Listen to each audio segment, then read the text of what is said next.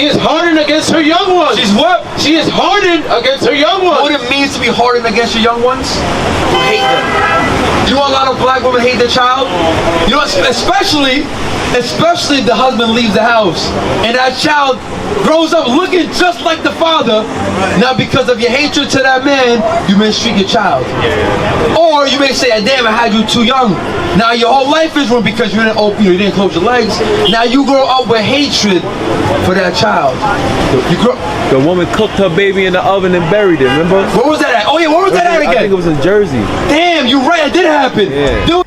A sad and gruesome story out of Kansas City this morning, and a warning, these details are disturbing. A mother is accused of killing her 1-month-old baby girl by putting the child in an oven. Mariah Thomas is facing child endangerment charges and other charges as well. There was a sister that cooked their own child. Like, yeah, I'm like, God, like, so what we're reading about right now, my brother and my sister, is biblical. Read on. As though they were not heard. As though what? As though they were not heard. But there's no love no more. There's no love in the household. There's no love there no more. So you treat your children like they're not yours. You forget you carried them for 9 months. Like you gave labor. How did that feel? Painful, right? Painful. But guess what? You grow up forgetting about that pain. And now you grow up with hatred toward your child. Come on. Her labor is in vain without fear. Come on. Because God hath deprived her of wisdom. Neither hath he imparted to her understanding. So, okay, now, no, we're going to deal with that. No, we're going to deal with that. So stay here. So, sister, you say you have to go, right, to pick up your child. You have the flyer? So, I hope what you told you today, sister, you understand. Yes. Now, matter of fact, before you leave, give me the law, 22 and 5. Last one for you, sister. Now we're gonna deal with that, brother. Don't leave yet. Before you leave, I know you gotta go. Give me the law. Because I can't let you go without this right here. I can't let you go without this right here. The book of Deuteronomy, chapter 22 and verse 5. The woman shall not wear that which pertaineth unto a man. This should be easy, sister. This should be easy for you. It says women are not supposed to wear clothes that belong to men. What's that going into? What clothing belongs to men, sister, that women wear every day like it's normal? You speak Chinese? Okay. I'll put it easy for you. You speak Japanese? If you went to Tokyo on vacation, you want to use the bathroom. How do you know which is the men's bathroom and the women's bathroom? A skirt, a dress. What does the man have? A robe, nice. I know you know the answer. Maybe you don't want to say it. Kimono. What is it? Ain't got nothing on. Pants. Yeah, Pants. Pants. That's what that term that says the man wears the pants in the house. The Bible calls them preachers. You know why? Because what's divide was. Listen, jeans have zippers. For what? You know for what?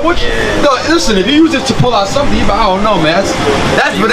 It's crazy nowadays, so I won't be surprised. But that's madness. Sister, the point is, pants, jeans were made for men. Always. Matter of fact, think about it. Even in slavery, what was he wearing?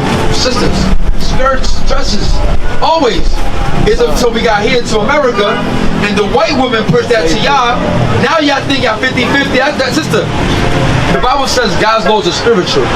That's what you mentioned earlier, that in your household you can be 50-50. No. Sister, the husband is the leader of the household. Now read that part again. That part right there. The woman shall not wear that which pertaineth unto a man. Right here, look right. We have sister. We have art for you, sister. In the fields, you see that? Skirts and dresses. So when the Bible says women are not supposed to wear that belongs to a man, it's going to sister. We have right here sweatpants, jeans, leggings, all that. Come on. Neither shall a man put on a woman's garment. So guess what? Brothers can't be wearing skirts either. Nowadays you see all the time, especially think about it. And Latin music, you have your Anuel AA, your Bad Bunnies. It's crazy out here. But you can't do that. The sister, the same way as brothers can't wear skirts and dresses, you can't wear that either. What must you wear, sister? Skirts and dresses, modesty. You know why? Read on.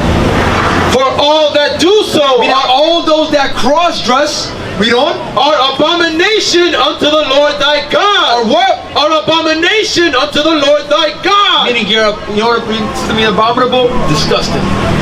Now, that's what God said. That's why it's important for you, sister, guess what, to buy yourself some dresses and some skirts. You want to be godly? You want to be godly? You love God? How do you love God? John 14:15. How do you love God? Why? Did I said it? Sister, how do you love God? Oh, you have the crucifix. I gotta ask you, how do you love God then? Because everybody has their own way of saying how they love God. How do you love God? Give me John 14:15. Come on. John chapter 14 verse 15. Come on. If ye love me. Now, you know why it says if? Because Christ already knew there's going to be people on earth that don't really love him. That's why Christ said, if you love me. There's a lot of people on earth that say they love God, but they don't love Jesus. They don't love God either. So that's why he said, if you love me, keep my commandments. Hold on, what? Keep my commandments. So how do you love God, sister? And we stress you, one of the commandments is women must be wearing what? Skirts, dresses, modesty. But unlike what society pushes us, to hell with society. We gotta follow the Bible. That's right. We gotta follow what God said. Right. So sister, I know you gotta leave to go get your child, right? Read that, sister, call us. We have a school in Mount Vernon, you can come at 3 p.m. every Saturday. So now, sister, I'm gonna deal with you now. What's your name? Kimberly. Kimberly? Kimberly. Kimberly. Nice to meet you, Kimberly. What's your nationality? Where are you? Dominican and Puerto Rican. What's your father? He's Puerto Rican. Puerto Rican. Okay, so all right, we got Zebulun, we got Puerto Rican. The Bible calls you Ephraim. That's The right. name Puerto Rican is not in the Bible. Matter of fact, you went to Puerto Rico? Not yet. Oh man, so I've been there a few times. Like outside the tourist, outside of San Juan, Puerto Rico is poor as hell. Like you have San Juan and Old San Juan, which are the two like tourist cities. Yeah. Beautiful, right? All that stores, music, food. Outside of those two cities, it's third world. You don't have pavement. It's rocks, it's dirt, chimney roofs. So now, you know why they called you Puerto Rico? When the white man came and conquered you, conquered us, I'll say, they said, damn, this is a rich port. Let's call them un Puerto Rico, a rich port, Puerto Ricans. Okay. But nowadays we ain't rich no more. You know what happened to us? Give me Deuteronomy 28 verse 32, I believe. Or 33 about the fruit of the land. Give me that real quick. The book of Deuteronomy chapter 28 verse 33. Where you from, brother? Where you from? North Carolina. North Carolina. North Carolina. Okay, that's what's your name? Khalil. Nice to meet you. Also off Neil. Oh, yeah, get off Neil. Come on. Now watch this, family. Watch this. Come on. The fruit of thy land. Now this is going into what? God said if we, matter of fact, give me verse 15 real quick. Give me verse 15. I'm gonna show you something real quick. Deuteronomy chapter 28 verse 15. But it shall come to pass. Now, if you ask yourselves, this is how we know we're the Israelites. How am I Ephraim? How am I Zebulun? How am I Judah? I'm going to come up in a little bit. This is how we know we are the people of the book. Watch this, Khalil. Verse 15. But it shall come to pass, if thou wilt not hearken unto the voice of the Lord thy God, to observe to do all his Now, commandments. God said if we, as God's people, if we disobey his commandments, what will happen? And his statutes which I command thee this day. Come on. That all these curses. All these what? All these curses. Now, Khalil, a curse, is that a good or a bad thing? That's a bad, nobody wants to, especially from God. God said, listen, because of our disobedience, he will send upon us curses. Curses, read on. That all these curses shall come upon thee and overtake thee. So now, with these curses is how we know with biblical facts who are God's people. Now, give me one more verse before the officer come up. Give me verse 33 real quick. Verse 33. Watch this. The fruit of thy land. Now, God says the fruit of your land, the fruit of, it's going into what? Your natural resources. Now, you ever seen the domino sugar? Yeah. We all use it, right? Now, you know that domino sugar, you know where it started? Meaning where the factory actually started? Williamsburg, no? No. Oh, where? That's what I tell you. No. Hey, this there now is actually Puerto Rico. The sugar, the domino sugar was a Puerto Rican owned company. Now the white man came in there and guess what? Took over it. So now all that domino sugar, even though it's being taken from Puerto Rico, guess who gets rich from it? Guess who? The white people. They're doing that in That's what. Watch me. Read that part again. The fruit of thy land and all all thy It says labor. the fruit of your land and all your labors. Read on. Shall a nation, What? shall a nation A people. which thou knowest not. We never knew the white man. Listen, they ain't our people. Even example, you say you're from Honduras. Now you heard the company called the Chiquita Bananas. The Chiquita Bananas.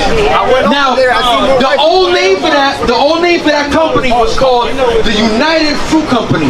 What they did, they went to Guatemala, Honduras, Costa Rica, and Nicaragua. They went to our countries. They bought all the land of the bananas, oranges. And guess what? Relabeled it. So even though if you see a banana, it will say Nicaragua, Honduras. Even though it might say our land, who gets the benefit of those fruits? So what we're reading, sister, is our history. And my brother, watch this. We never get it one more time. The fruit of thy land and all thy labors shall a nation which thou knowest not eat up. Like guess what? Where all the gold in Puerto Rico went to? Where all the silver Puerto Rico went to? Where all the diamonds of Nicaragua went to? Guess who? The white man. Read on. And thou shalt be only oppressed Now it says, and because of that, we will only be oppressed. and crushed always. Are the Puerto Ricans oppressed today? Absolutely we are. Are the people of Nicaragua, the Garifuna, are we oppressed today? My brother, the people of the Carolinas, so-called African Americans, are we oppressed in this land?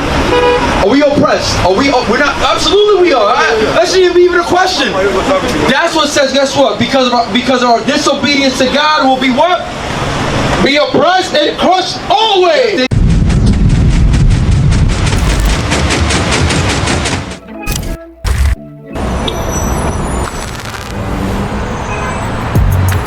Shalom Israel, Most High in Christ bless. Scan that QR code that you will see on the screen. Because guess what? We trying to push this truth toward the four corners of the earth. Let's push this truth toward the four corners of the earth, man. Stop playing games, man. Make sure you subscribe to all our channels. We pushing the truth. Make sure you subscribe. Make sure you subscribe. Make sure you subscribe. Make sure you subscribe. Stop playing games.